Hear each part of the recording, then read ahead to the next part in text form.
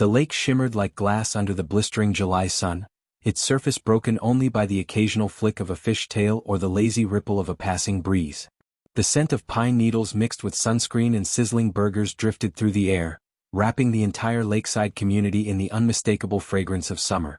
From the dock of my family's old log cabin I could see it all: the water, the sky, the world as it should be. This place had always been my escape from the chaos of city life. Until recently it had been just that, peaceful, private mine. That peace shattered one Saturday afternoon with a piercing scream, a thrown wine cooler, and a panicked phone call to the sheriff, none of it by me. "Who the hell do you think you are, banning my guests from your dock?" a woman shrieked, storming toward me with a fury usually reserved for courtroom dramas or bad reality TV. She wore a wide-brimmed hat, oversized sunglasses, and a scowl that could curdle milk. Her name was Karen. Yes, that's really her name, and yes, she fit the meme like a glove. A recently elected HOA board member with a passion for rules and a complete lack of boundaries, she had somehow decided that my private lakefront cabin fell under her jurisdiction. I'd been sitting on my porch swing, a glass of sweet tea in one hand and a paperback thriller in the other, when I first noticed the strangers, 5 of them, trampling through my yard like it was a public park. They carried coolers, beach towels, and Bluetooth speakers, laughing loudly as they set up camp near my dock. No knock, no text, no permission. I might have shrugged it off, assuming it was a one-time mistake. But when they ignored me, cranked up their music, and even started using my private canoe without so much as a hello, my patience snapped like a dry twig underfoot. I'd calmly approached them and asked who had invited them. One of the guys, shirtless and sunburnt, pointed up the hill toward Karen's newly built home. She said it was okay. He grinned, already halfway through my six-pack. When I told them this was my cabin on my land and that they needed to leave, things got loud. Karen came charging down the slope like a runaway cart in a Costco parking lot, shouting that I had no right to kick out her guests. She said something about shared access and HOA inclusivity, which was laughable given that my property had been in my family for 40 years, long before the HOA even existed. Then came the kicker. As her guests reluctantly packed up their things, grumbling and swearing, Karen whipped out her phone and dialed 911. "There's a man here harassing my friends," she told the dispatcher with false tears in her voice. "He's aggressive. He's making threats. We don't feel safe." I stood there, stunned, as she weaponized her entitlement with the calm calculation of someone who had done this before, and gotten away with it. But what Karen didn't know, what made the entire incident poetic in the cruelest, most satisfying way, was that my cabin had recently been equipped with a brand new security system. High-definition cameras, motion sensors, the whole 9 yards. Installed just weeks earlier after a minor break-in during the off-season, they now captured everything. Every trespassing footstep. Every open beer can. Every lie Karen told. And I wasn't the only one who knew it. As the sheriff's cruiser pulled up the gravel path, kicking dust into the golden air, I felt the weight of fury and disbelief settle in my chest. This wasn't just a neighborly disagreement. This was theft of peace, a hijacking of my sanctuary. Karen hadn't just crossed a line, she'd bulldozed right through it, waving a flag of self-righteousness and HOA power she didn't legally hold. But if she wanted a battle, she just picked the wrong person. I suppose it's only fair to start with me. I'm Daniel, a 38-year-old software engineer who decided years ago that peace and quiet were worth more than hustle and noise. I inherited the lake cabin from my grandfather, a gruff but generous man who built it with his own hands back in the 1980s, long before the HOA even existed. The cabin wasn't flashy, pine logs, green tin roof, wraparound porch, but it had history, soul, and the kind of view that made people stop mid-sentence. It had been my family's summer escape for decades, and now that I worked remotely most of the year, it had quietly become my permanent home. I kept to myself. I waved at neighbors. I paid my taxes. And until Karen moved in, I'd never had a single issue with anyone on this side of the lake. Karen Hollingsworth, on the other hand, was a walking, talking homeowners association cliché. Newly divorced, freshly relocated from a golf community downstate, and armed with a master's degree in micromanagement, probably, she arrived like a blonde tempest 6 months ago. Her new house, a sleek, modern monstrosity with more glass than timber, squatted just uphill from my cabin. Built by a developer who had somehow carved it out of what used to be wooded public land, the place screamed new money and HOA influence. She introduced herself to the neighborhood with a smile that didn't quite reach her eyes, a tray of sugar-free cookies, and a printed packet of lakefront etiquette expectations that she'd stapled herself. Within weeks she was on the HOA board. Within 2 months she was vice president. I never asked how that happened, but I imagine it involved a lot of wine nights and thinly veiled threats of legal action. Karen believed in rules the way some people believe in religion, rigid, absolute, and best enforced with a clipboard in hand. And she wasn't shy about it either. If your grass was too tall, you'd get a warning. If your shed paint didn't match approved tones, you'd get a fine. If your dog barked past 8 p.m., she'd probably file a noise complaint and send you a branded HOA chew toy to drive the point home. Most of the neighbors, to be fair, just tolerated her. Some even liked her, especially the ones who appreciated the heightened security and stricter guest rules that came with her regime. But I wasn't part of the HOA. That's a key detail. My grandfather's land, which included the dock, boathouse, and about 1.5 acres of wooded slope, was technically grandfathered in, pardon the pun. When the HOA was formed 15 years ago to regulate the newly built properties along the North Ridge, ours was excluded because of its age, location, and a very specific easement agreement. I had no obligation to the HOA, and they had no authority over me. Legally, anyway. But Karen? She didn't care about legal technicalities. She cared about control. And I believe that from the moment she realized I wasn't under her jurisdiction, I became her personal project. There were small signs at first. Passive-aggressive notes about overgrown vegetation visible from shared trails. A formal letter from the HOA suggesting I voluntarily align my exterior color scheme with the rest of the community. I'd chuckled and thrown it away. When I declined to attend the monthly Lakefront Unity potluck, she left a handwritten invitation in my mailbox with mandatory attendance encouraged underlined 3 times. I didn't go. That, apparently, was strike 2. Now let me be clear, I don't hate HOAs. I understand their purpose. I've lived in places where they've actually improved quality of life. But what I do hate is hypocrisy, power trips, and people who think authority gives them moral superiority. Karen wasn't preserving community values, she was curating power. She didn't want neighbors. She wanted subjects. I'd heard stories from others. How she'd tattled on the Wilsons for installing solar panels. How she'd reported the Brenner's teen son for skateboarding too fast past her yard. How she'd once taken a measuring tape to someone's lawn furniture to ensure it complied with setback regulations. It was all equal parts ridiculous and infuriating. Still, I stayed civil. I waved. I nodded. I didn't complain when her floodlights ruined my stargazing. But when she sent her guests, complete strangers, onto my property, opened my dock gate and told them to feel free to enjoy the lake, I knew things were about to shift from absurd to illegal. That's when the situation stopped being just annoying and became personal. This was my land. My family's legacy. And I wasn't going to let it get trampled under a pair of designer flip-flops and a poorly interpreted HOA clause. She might have had the board, the bylaws, and a Rolodex full of emergency contacts. But I had something else. Facts, footage, and a quiet fury that had been simmering for far too long. It all began with a boat, specifically my aluminum fishing boat, the one I'd patched up myself last spring with fiberglass tape and about 3 gallons of elbow grease. I kept it tied to the end of my dock, mostly for solo early morning lake runs or the occasional base hunting weekend. It wasn't flashy, but it was mine. One Saturday morning I came out with a mug of black coffee, ready to enjoy the quiet sunrise, only to find the boat missing. At first I thought maybe it had come loose. The lake does get choppy overnight sometimes and my knot skills weren't always the sharpest. But then I spotted it, across the water, bouncing slightly against Karen's rented pontoon, packed with 6 people who clearly weren't me. I stood there in stunned disbelief, coffee cooling in my hand as the group laughed and shouted, music thumping from a waterproof speaker. One of them, the same sunburned guy who'd guzzled my beer a few weekends back, held up a fish like a trophy. Someone else waved. My jaw clenched. I marched back inside and grabbed my binoculars just to be sure. Yep, that was my boat. No mistaking the faded green paint, the patched-up stern, or the Dan's Escape, stenciled on the side in weathered letters. They had stolen my boat. Or rather, Karen had let them steal it. That's when I walked over. I didn't run. I didn't yell. I simply grabbed my paddleboard, pushed off from my dock, and made my way across the water like a man on a mission.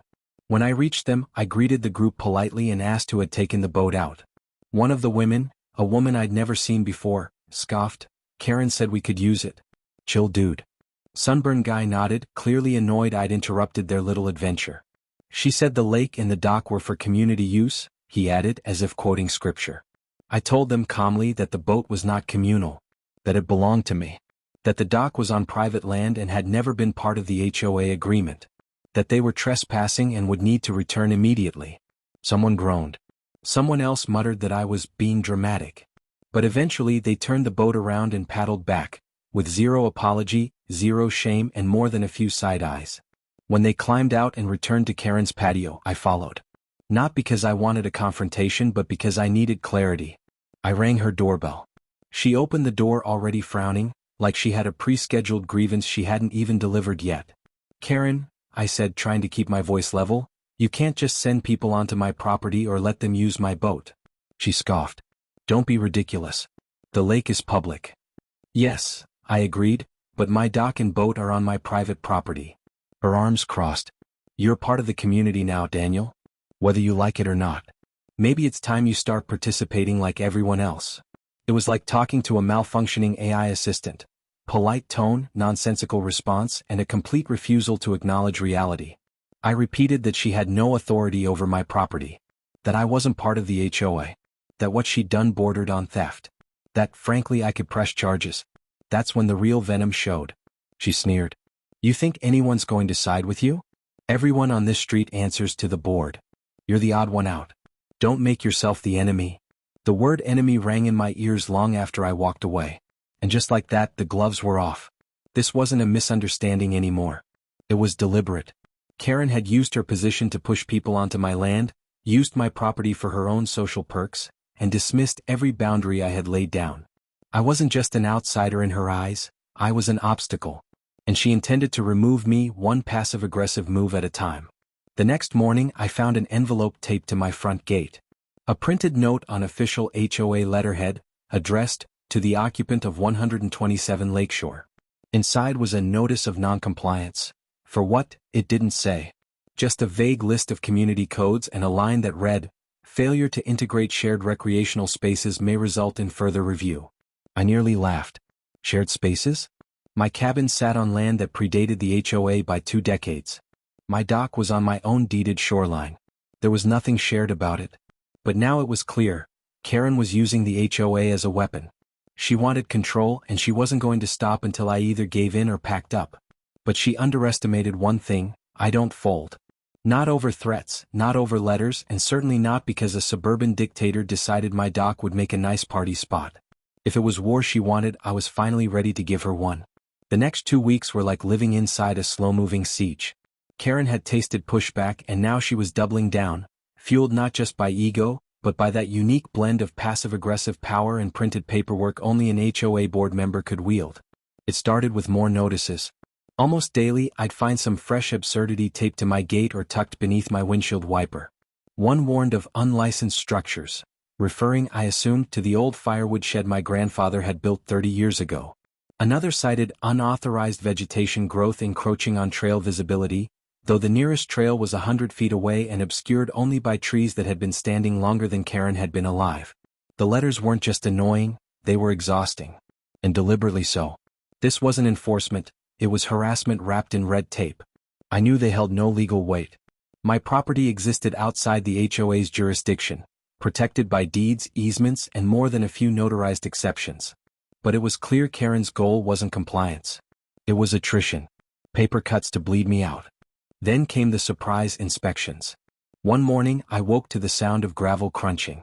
From my front window, I spotted a man in a polo shirt and khakis stepping onto my property with a clipboard in hand and a laminated badge that read, HOA Compliance Officer, Volunteer. Behind him, Karen stood at the edge of the tree line with her arms folded, watching like a warden. I stormed out. "Hey, this is private property. You're trespassing." The man flinched but didn't stop scribbling. "Ma'am said we had permission to conduct a visual survey." "Ma'am is wrong," I snapped, snatching the paper from his clipboard. It was a checklist of vague infractions: mildew, structural wear, fence line deviations. Most of it was nonsense, but the tone was chilling. They were trying to build a case, brick by imaginary brick. Karen smiled thinly from behind the trees. "You can't hide behind your grandfather's legacy forever, Daniel. This community has evolved." I almost laughed. My cabin wasn't hiding, it was standing. Sturdy, legal, and unbothered until she arrived. But it was becoming clear. Karen was trying to establish a false precedent. If she could prove my land was non-compliant, even illegitimately, she could rally the HOA to petition for forced annexation or zoning reviews. And if that failed, well, enough harassment might convince me to sell. That was the long game. What she didn't know was that I'd already started documenting everything. I wasn't just saving the letters, I was scanning them. I had timestamps, photos, and of course the crown jewel, my surveillance footage. The entire episode with her guests stealing my boat? Crystal clear in 4K. The inspection? Caught from 3 angles. And every visit, every comment, every passive-aggressive drive-by while I worked outside, I had it all logged. Still, the psychological weight was no joke. Every day brought something new. Karen walking her yappy little dog right along the edge of my lot, pretending not to hear it bark nonstop at 6 a.m. Neighbors who used to wave now looked away. One even asked if I had it in writing, that I wasn't part of the HOA, as if my rights were up for vote. Even my internet service got mysteriously interrupted. Twice. And through it all, Karen maintained her perfect Stepford wife facade. Pastel cardigans, manicured lawn, HOA newsletters printed on recycled paper and signed with smiley faces. You'd never guess that she was running a quiet campaign of intimidation behind the scenes. But I knew. And I was getting tired of playing defense. Then came the final straw. I had driven into town one Friday to stock up on groceries and pick up a package. When I returned that afternoon, I found tire tracks through my gravel path and, unbelievably, 3 strangers lounging on my dock again. This time they were blasting country music and drinking White Claws like they owned the place. My "No Trespassing" sign had been pulled down and tossed into the bushes. I saw red. No more warnings. No more conversations. I pulled out my phone, snapped photos of their faces, their coolers, their license plate. Then I calmly walked down and informed them that they had 30 seconds to leave or I'd call the sheriff. And this time I would press charges. The moment they saw my phone, one of them muttered, "Wait, is he recording?" The other started packing up. Minutes after they left, I texted Karen. "This is the 3rd trespassing incident originating from your guests. I have footage. The next time this happens, I'll be filing police reports, on them and on you." Her reply came 10 minutes later. "It's a shame you're so unwilling to be a team player." That was it. No denial. No apology. Just the smugness of someone who thought she couldn't be touched. But what Karen didn't know was that I had already spoken to a lawyer. And the documents in my hand, the land deed, the survey maps, the footage, the letters, weren't just proof of harassment. They were the first bricks of my counterattack. The thing about people like Karen is that they thrive on the illusion of authority. They bluff, posture, and intimidate, assuming most folks will fold before asking the right questions. But I was raised by a man who once fought the county over a drainage ditch, and won. I knew that when someone overreaches, you don't just push back. You wait. You gather. And when the time is right, you flip the entire board over in one move. That moment came late one night when I sat on the porch with a bourbon in one hand and a thick binder in the other. I'd spent the last several days combing through every legal document related to my property. Some I already had in a fireproof box, others I pulled from the county assessor's office, and a few I'd gotten directly from my lawyer. And what I found wasn't just reassuring, it was empowering. See, when my grandfather originally purchased the land back in 1983, he'd done something brilliant. He'd included a restrictive covenant in the sale, clearly stating that the land could never be subject to any future homeowner association bylaws unless the owner voluntarily opted in. The cabin, dock, boathouse, and shoreline, every inch of it, was explicitly protected. It didn't just sit outside the HOA's jurisdiction. It was legally immune to annexation. Even better? A certified land survey from 2019, done before I moved in permanently, showed the precise boundary lines, confirming without question that Karen's guests had been trespassing not once but multiple times. Her shared access arguments weren't just flimsy, they were fabricated. The more I read, the more something dark and satisfying stirred inside me. Not rage, not even revenge. Just a deep, steady resolve. Karen had wanted to play HOA politics. But I had something she didn't, the truth. And the patience to use it properly. I spent that weekend turning my binder into a weapon. First, I put together a neat package of documents. The land deed, the protective covenant, the survey, and printed screenshots from my security footage of the trespassing incidents, complete with timestamps and date overlays. I included a formal cease and desist letter drafted by my lawyer, citing harassment, property interference, and unauthorized entry. That packet, hand-delivered by a courier in a suit, arrived at Karen's doorstep on Monday morning at 9:03 a.m. But that wasn't all. I also sent copies to the HOA board, every single member. Most of them didn't know me well, and some probably assumed I was just a reclusive crank who didn't want to play nice. But I made sure the facts spoke for me. Each packet included a concise cover letter stating my non-HOA status, legal protection under the original covenant, and a warning that continued interference or false representation by board members would result in civil action. And still I wasn't done. The final touch was a community-wide email blast, something I'd never done before. I kept it professional, factual, but unmistakably pointed. I explained that recent events had forced me to clarify the legal status of my property and that any future unauthorized use would be treated as trespassing. I didn't mention Karen by name, but the message might as well have had her face watermarked across the header. It didn't take long for the ripple effect to begin. By Wednesday, I received 2 separate emails from board members, both apologizing and claiming they had no idea Karen had been targeting me directly. One even admitted they were misled about the property boundaries, and appreciated the clarification. I wasn't naive enough to believe all of them were suddenly on my side, but I knew at least a few were realizing Karen had overstepped. On Friday, the real moment of reckoning arrived. I was working on my porch when I saw Karen's silver BMW creeping down the road. She didn't park in her driveway. No, she stopped right in front of my cabin, stepped out in a pristine tennis outfit, and stood at the edge of my property like a marble statue cracking under pressure. I stood silent, waiting. She finally spoke. "So that's how you want to handle this?" I shrugged. "That's how I had to handle it." Her eyes narrowed. "You blindsided the board." I held up the binder. "You trespassed." "What?" Harassed. "This is me protecting what's mine." She hesitated for a long moment. Then, with a barely audible snort, she turned on her heel and walked away. No apology. No admission. Just retreat. But I didn't need her to say it. I'd won. Not with threats or shouting but with quiet precision. I had used her weapon, paperwork, and turned it into a sword. And the best part? I wasn't done yet. The next week was the most peaceful I'd had all summer, almost eerily so. No letters, no foot traffic, no surprise inspections or joggers lingering at the edge of my dock pretending to check their pulse. Karen's house sat unusually quiet, her curtains drawn more often than not, her outdoor lights dimmed. It was as if she'd retreated into her fortress, licking her wounds. But I wasn't fooled. People like Karen didn't give up that easily. They just regrouped. So I moved first. Using my lawyer's advice, I filed a formal complaint with the county sheriff's department regarding the repeated trespassing incidents. I submitted time-stamped footage, witness statements, and digital records from my surveillance system that clearly showed Karen's guests crossing into my private property, sometimes directly after speaking to her. I wasn't looking to get anyone arrested, but I wanted a record. Something official. Something undeniable. The deputy who reviewed it actually whistled and said, "You've got more evidence than we usually get for break-ins."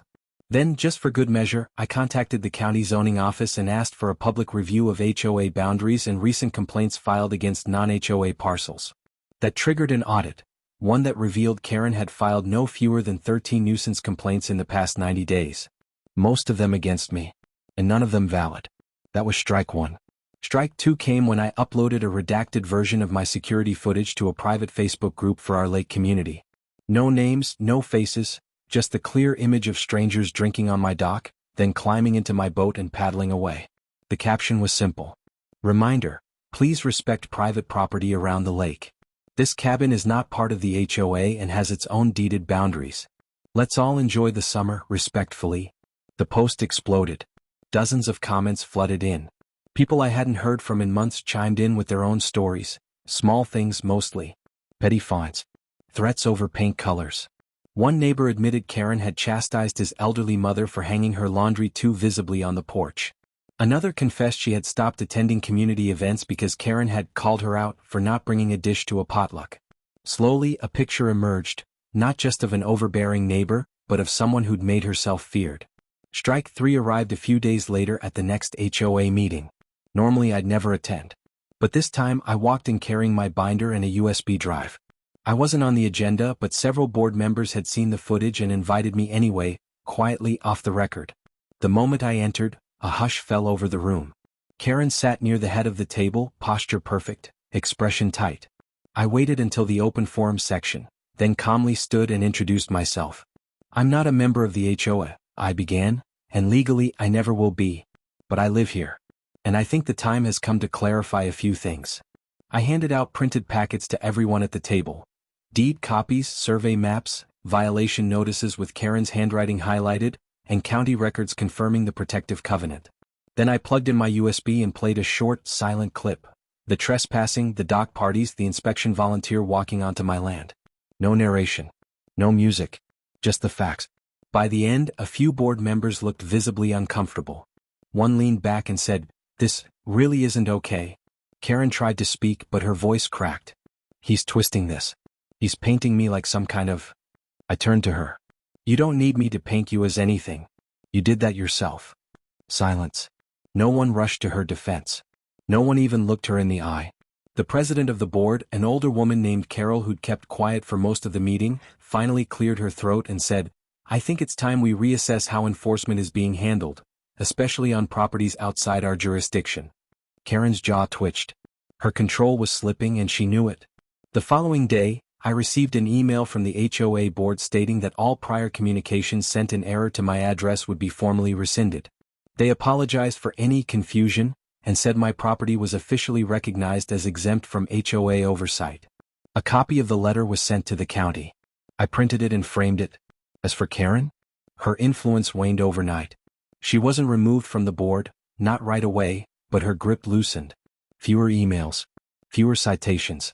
Neighbors started waving at me again. A few even stopped by to apologize for not speaking up sooner. I didn't gloat. I didn't throw a party. I just sat on my dock one golden evening with a cooler, a fishing rod, and the sound of cicadas humming in the trees. That dock was mine. That land was mine. And now everyone knew it. Summer wound down slowly after that, the lake settling into a familiar rhythm. Mornings brought mist and birdsong. Evenings were painted in orange and indigo, the water still as glass. The chaos, the tension, it all seemed like a strange fever dream now. But the memory of it clung to the property like heat in the boards of the dock. My sanctuary had been threatened, and though the worst was over, I hadn't forgotten what it felt like to have something precious trampled by someone who thought she had the right. Karen surprisingly didn't leave. I half expected a for sale sign to pop up on her perfectly manicured lawn after the fallout from the meeting. But she stayed quietly. The party invites stopped. The social events she used to organize with carefully curated guest lists and passive-aggressive centerpieces were canceled due to low attendance. She no longer patrolled the neighborhood with her clipboard. Her dog still barked every morning, but now from behind her closed gate. I'd see her sometimes standing on her porch with a mug in hand, watching the lake like she was waiting for something. Maybe for me to crack. Maybe for the board to change their minds. Or maybe just for the power she'd lost to come crawling back. But it didn't. Because people started to change. Not drastically, not all at once, but enough to notice. The Wilsons, who had always mowed their lawn diagonally in fear of a citation, let it grow wild for a week and planted sunflowers. The Brenners repainted their shed a cheerful blue, definitely not on the approved color list. Even Carol, the HOA president, sent out a revised community charter. It included a clause about respecting non-HOA property boundaries and emphasized neighborly communication over punitive measures. It wasn't a revolution, but it was a shift. As for me, I felt something loosen inside me. I'd always loved this place, but the conflict had hardened me. I'd begun to see my neighbors as obstacles, threats, or just extensions of Karen's clipboard army. Now I started waving again. Talking. I hosted a small bonfire at the edge of my property, just a few folks, nothing dramatic. We roasted marshmallows. Swapped stories. Laughed. And when someone asked if they could use my dock for a photo, they actually waited for me to say yes. That moment stuck with me. Not just because it was polite, but because it reminded me why I fought so hard in the first place. This land wasn't just private, it was personal. It held memories. It held peace. And peace, I realized, doesn't mean isolation. It means boundaries respected, voices heard, lives lived without fear of silent judgment. I also learned a deeper lesson about people like Karen. Bullies don't always show up in high school cafeterias. Sometimes they wear pastels and talk about bylaws. Sometimes they smile while gutting your sense of security with paperwork. But their power only works if you let it. If you stay silent. If you assume they speak for everyone. But they don't. And when you push back, not with fists but with facts, patience and clarity, you remind everyone around you that authority isn't the same as righteousness. A few weeks after everything settled, I received a certified letter. I assumed it was another summons or HOA stunt, but instead, it was an official statement from the county zoning board. The title was dry, boundary confirmation and parcel autonomy verification. But the message was crystal clear. My property was outside the HOA's reach. Irrevocably. Permanently. It had been entered into the public record. I laughed when I read it. Then I framed that too. One evening, just as the sun dipped behind the trees, I took a walk along the lake. The water reflected fire and gold. The air smelled like pine and earth. And when I got back to my porch, I sat down, barefoot and content, and watched the world go still. No music. No shouting. No strangers on my dock. Just the creak of the swing, the soft splash of fish in the shallows, and the hum of crickets winding up for the night. Karen may have called the cops. She may have filed complaints, rallied her board, and tried to wear me down with bureaucracy. But in the end, she didn't understand what this place meant to me. What it was. Not just a lakefront cabin. Not just some stretch of dirt with a view. Was mine. And now everyone knew it.